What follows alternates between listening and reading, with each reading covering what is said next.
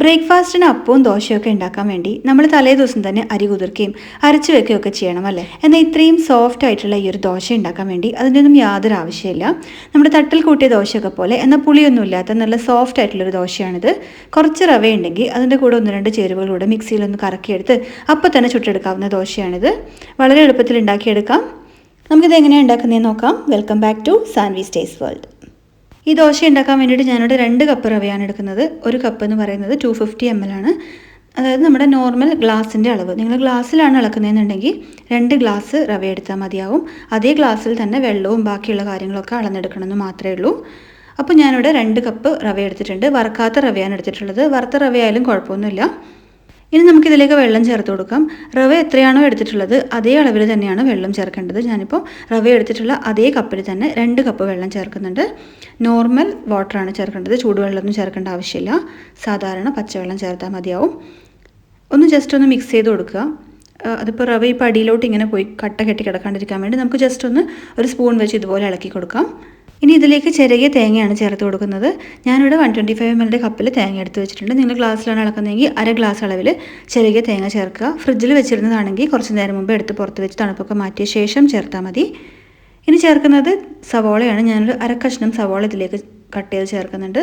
നിങ്ങളുടെ കയ്യിൽ ചെറിയ ഉള്ളി ഉണ്ടെന്നുണ്ടെങ്കിൽ 5-6 ചെറിയ ഉള്ളി ചേർത്താലും മതിയാവും. തേങ്ങ ചിരവി ഫ്രീസറിൽ വെച്ചിട്ടുള്ളതാണെന്നുണ്ടെങ്കിൽ പുറത്തെടുത്ത് വെച്ചിട്ട് നോർമൽ ടെമ്പറേച്ചറിലായ ശേഷം മാത്രമേ തേങ്ങ ചേർക്കാൻ പാടുള്ളൂ കേട്ടോ. ഇനി ഇതിലേക്ക് ചേർക്കുന്നത് തൈരാണ്. നമ്മൾ തേങ്ങ എടുത്തിട്ടുള്ള അതേ പാത്രത്തിൽ 1/2 കപ്പ് തൈര്, ഗ്ലാസ്സിലാണ് എടുക്കുന്നതെന്നുണ്ടെങ്കിൽ 1/2 ഗ്ലാസ് അളവിൽ തൈര്.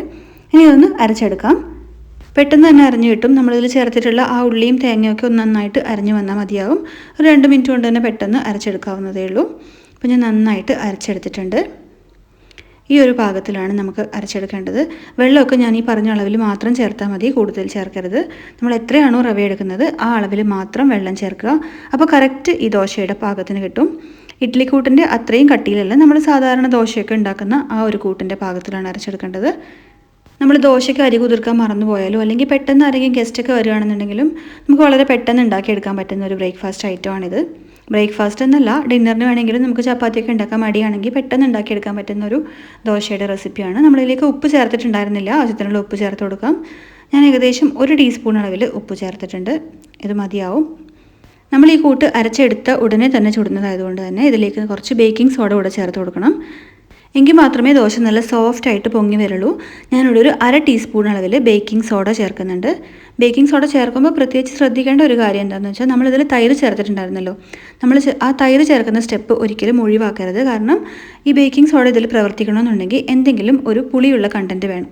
അതുകൊണ്ട് തൈരിൻ്റെ സ്റ്റെപ്പ് ഒഴിവാക്കിയാൽ ബേക്കിംഗ് സോഡ പ്രവർത്തിക്കില്ല. അപ്പോൾ തൈര് ചേർത്തിട്ട് അരച്ചെടുത്ത കൂട്ടായിരിക്കണം. ഓക്കെ, അപ്പോൾ നന്നായിട്ടൊന്ന് ഇളക്കി മിക്സ് ചെയ്തെടുക്കുക. പിന്നെ നമ്മൾ ചുടുന്നതിന് തൊട്ട് മുമ്പ് മാത്രമേ ബേക്കിംഗ് സോഡ ചേർക്കാൻ വേണ്ടി പാടുള്ളൂ. നേരത്തെ അരച്ച് വെക്കുകയാണെന്നുണ്ടെങ്കിൽ നമ്മൾ എപ്പോഴാണോ ചുട്ടെടുക്കുന്നത് അതിന് തൊട്ട് മുമ്പ് മാത്രം ബേക്കിംഗ് സോഡ ചേർത്ത് കൊടുത്താൽ മതിയാവും. ഉപ്പ് നോക്കിയിട്ട് കുറവാണെന്നുണ്ടെങ്കിൽ കുറച്ചുകൂടെ ചേർത്ത് കൊടുക്കാം. നന്നായിട്ടൊന്ന് ഇളക്കി മിക്സ് ചെയ്തെടുക്കുക. അപ്പോൾ നമ്മുടെ ദോശയുടെ കൂട്ട് നല്ല കറക്റ്റായി റെഡിയായി വന്നിട്ടുണ്ട്. ഇപ്പോൾ തന്നെ ചുട്ടെടുക്കാം. ദോശക്കല്ല് അടുപ്പിൽ വെക്കാം. ഞാനിവിടെ സാധാരണ ദോശ ഉണ്ടാക്കാറുള്ള നോൺ സ്റ്റിക്ക് പാനിലാണ് ചുട്ടെടുക്കുന്നത്. പാൻ ഒന്ന് ചൂടായി വന്നു കഴിഞ്ഞാൽ നമുക്ക് ചെറിയ ചെറിയ ദോശയുടെ സൈസിൽ, പത്തിരിയുടെ ഒക്കെ ഒരു സൈസിൽ ഇത് ഉണ്ടാക്കിയെടുക്കാം. വലിയ ദോശക്കല്ലാണെന്നുണ്ടെങ്കിൽ നമുക്ക് 4-5 ദോശയൊക്കെ ഒരേ സമയത്ത് തന്നെ ഉണ്ടാക്കിയെടുക്കാൻ വേണ്ടി പറ്റും. ഒരുപാട് പ്രസ് ചെയ്ത് പരത്തൊന്നും വേണ്ട, ജസ്റ്റ് ഒന്ന് ടച്ച് ചെയ്ത് കൊടുത്താൽ മതി. ആ ഒരു ഷേപ്പ് ആവാൻ വേണ്ടി മാത്രം. പരത്തിയില്ലെങ്കിലും കുഴപ്പമില്ല, ഷേപ്പായി വന്നോളും. ഈ തവി കൊണ്ട് ജസ്റ്റ് ഒന്ന് ഇങ്ങനെ ടച്ച് ചെയ്ത് കൊടുത്താൽ മതിയാവും. ഇത് വളരെ പെട്ടെന്ന് തന്നെ റെഡിയായി കിട്ടും. സെക്കൻഡ്സ് കൊണ്ട് തന്നെ ഇതുപോലെ ഇങ്ങനെ കുമിളകളൊക്കെ വന്ന് പെട്ടെന്ന് തന്നെ നല്ല സോഫ്റ്റായിട്ട് റെഡിയായി കിട്ടും. ഒരു 30 സെക്കൻഡ്സ് പോലും എടുക്കില്ല അത് റെഡിയാവാൻ വേണ്ടിയിട്ട്. പിന്നെ ഇത് അടച്ച് വെച്ച് കുക്ക് ചെയ്യേണ്ട ആവശ്യമൊന്നുമില്ല, ഇങ്ങനെ തന്നെ വെച്ചാൽ മതിയാവും. ഏകദേശം ഒരു 20 സെക്കൻഡ് കൊണ്ട് തന്നെ ഒരു സൈഡ് റെഡിയായി കിട്ടും. മറിച്ചിടണമെന്നൊന്നുമില്ല. ഒരു 10 സെക്കൻഡ് കൊണ്ട് ഇങ്ങനെ തന്നെ വെച്ചിട്ട് നമുക്ക് വേണമെങ്കിൽ കോരിയെടുക്കാം. ഞാൻ ജസ്റ്റ് ഒന്നത് മറിച്ചിട്ട് കൊടുക്കുകയാണ്. നിങ്ങൾ ഇതുവരെ ഇതുപോലത്തെ ഒരു ദോശ ഉണ്ടാക്കി നോക്കിയിട്ടില്ലെങ്കിൽ പെട്ടെന്ന് തന്നെ ട്രൈ ചെയ്തോളൂ കേട്ടോ. നല്ല ടേസ്റ്റി ആയിട്ടുള്ള ദോശയാണ്, പിന്നെ നല്ല സോഫ്റ്റുമാണ്. നിങ്ങൾ ആദ്യമായിട്ടാണ് എൻ്റെ ചാനൽ കാണുന്നതെങ്കിൽ സബ്സ്ക്രൈബ് ചെയ്യാനും മറക്കരുത്. അടുത്ത് കാണുന്ന ആ ബെൽ ബട്ടൺ കൂടെ ക്ലിക്ക് ചെയ്താൽ ഞാൻ വീഡിയോസ് ഇടുന്ന സമയത്ത് തന്നെ നിങ്ങൾക്ക് നോട്ടിഫിക്കേഷൻ കിട്ടും. ഇത് മറിച്ചിട്ട് കഴിഞ്ഞിട്ട് കൂടുതൽ സമയം വെക്കേണ്ട ആവശ്യമൊന്നുമില്ല, അപ്പോൾ തന്നെ കോരിയെടുക്കാം. അപ്പോൾ നമ്മുടെ 2 ദോശ പെട്ടെന്ന് തന്നെ റെഡിയാക്കി എടുത്തിട്ടുണ്ട്. ഇതുപോലെ തന്നെ നമുക്ക് ബാക്കിയുള്ള ദോശയും പെട്ടെന്ന് തന്നെ ചുട്ടെടുക്കാം.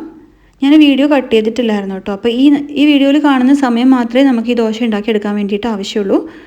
പത്തിരിയൊക്കെ ഉണ്ടാക്കുന്ന പോലത്തെ വലിയ ദോശക്കല്ലാണെന്നുണ്ടെങ്കിൽ ഒരു പ്രാവശ്യം തന്നെ നമുക്ക് 4-5 ദോശ ഒന്നിച്ച് ചുട്ടെടുക്കാം. വളരെ പെട്ടെന്ന് തന്നെ ഉണ്ടാക്കിയെടുക്കാം. ഈ ഒരു അളവിൽ ഉണ്ടാക്കി കഴിഞ്ഞാൽ ഏകദേശം ഒരു 25 ഇതുപോലത്തെ കുട്ടി ദോശ ഉണ്ടാക്കിയെടുക്കാൻ വേണ്ടി പറ്റും. സാധാരണ 3-4 ദോശ കഴിക്കുന്ന ആൾക്കാരാണെന്നുണ്ടെങ്കിലും ഇത് കുറച്ച് കൂടുതൽ കഴിക്കും. അപ്പോൾ ഈ ഒരു അളവിൽ ഉണ്ടാക്കിയ ബ്രേക്ക്ഫാസ്റ്റിനാണെങ്കിൽ ഒരു 4 പേർക്ക് കഴിക്കാം. ദോശക്കല്ല് കുറച്ച് ഓവറായിട്ട് ചൂടാവുകയാണെന്നുണ്ടെങ്കിൽ ഇതുപോലെ ഒന്ന് വെള്ളം തളിച്ച് കൊടുത്ത ശേഷം ജസ്റ്റ് ഒന്ന് തുടച്ചെടുത്തിട്ട് വീണ്ടും ചുട്ടെടുത്താൽ മതിയാവും. കല്ലിലൊന്നും ഒട്ടിപ്പിടിക്കില്ല. അപ്പോൾ നല്ല സൂപ്പർ സോഫ്റ്റ് ആയിട്ടുള്ള റവ ദോശ മുഴുവനും ഞാനിവിടെ ചുട്ടെടുത്തിട്ടുണ്ട്.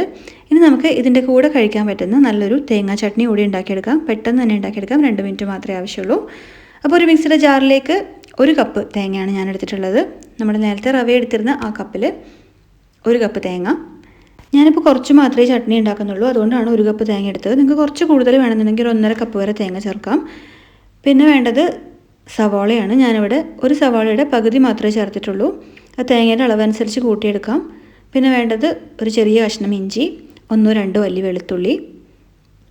ചെറിയ ഉള്ളിയാണ് ചേർക്കുന്നതെന്നുണ്ടെങ്കിൽ 6-7 ചെറിയ ഉള്ളി ചേർത്താലും മതി. ഞാനിവിടെ 1 പച്ചമുളക് മാത്രമേ ചേർക്കുന്നുള്ളൂ. ഇതൊട്ടും എരിവുണ്ടാവില്ല. നിങ്ങൾ 2 പച്ചമുളക് ചേർത്തോളൂ.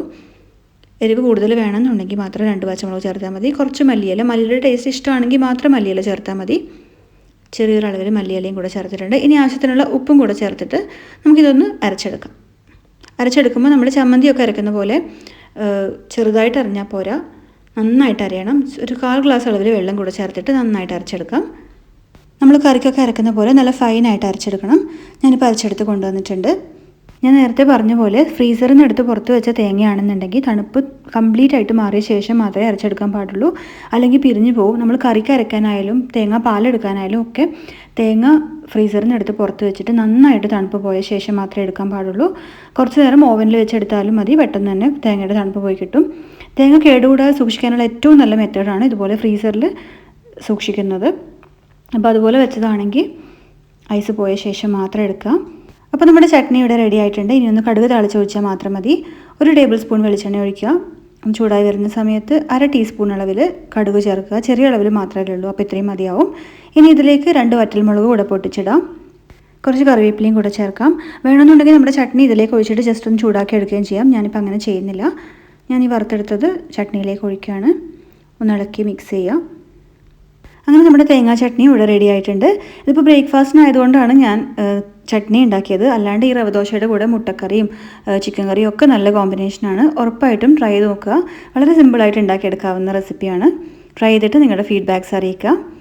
വീഡിയോ ഇഷ്ടമായിട്ടുണ്ടെങ്കിൽ ലൈക്ക് ചെയ്യാനും ഷെയർ ചെയ്യാനും മറക്കരുത്. അപ്പോൾ അടുത്തൊരു വീഡിയോ ആയിട്ട് വീണ്ടും കാണാം. അതുവരെ ബൈ ഫ്രം സാൻവിസ് ടേസ്റ്റ് വേൾഡ്.